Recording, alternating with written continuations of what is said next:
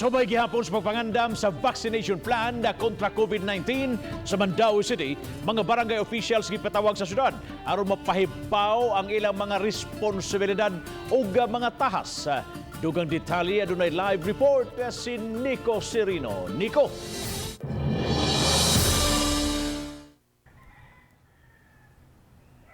Yes, Bob, gitahasa na sa City Hall kini mga opisyales sa 27 ka barangay sa Dakbayan. Muabag kanila nini implementasyon sa vaccination plan kontra COVID-19. Gitag sa pagpatawag ni Mayor Jonas Cortez ang mga barangay officials sa Mandaue City. Lain-lain nga meeting ang gihimo sa matag barangay aron hisgutan ang mga plano kabahin sa COVID-19. Kaganiha, gitigom sa City Hall ang mga opisyales sa barangay Mantuyong ug Pagsabungan.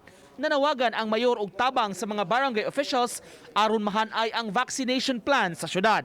Usa sa gihangyo, pag-abag sa mga barangay, pag-ila sa mga prioridad nga mabakunahan.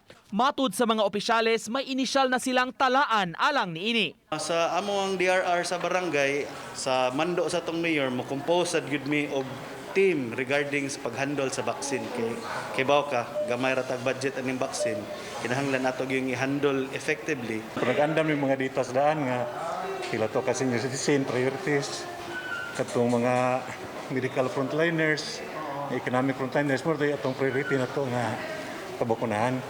Pero karon nagkuan pa mi sa mga dito sa nakaron andam pa.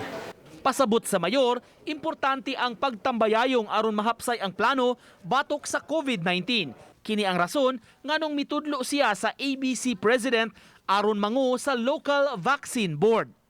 Pag-roll out nato sa atong vaccination program, gikinahanglan gyud we need to know the number of households, we need to know the number of senior citizens, frontliners, kana nga information.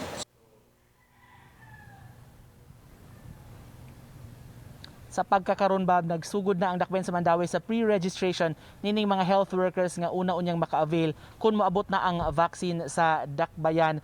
Kining mga registration, Bob, naghimo sila og local nga link. Pinasubay sab sa gibuhat sa DOH tungod kay nagpaabot pa man sab sila kung kanus hingpit na unya masugdan ang registration process niini. Bob? Daghang salamat Nico Serino sa imong live report.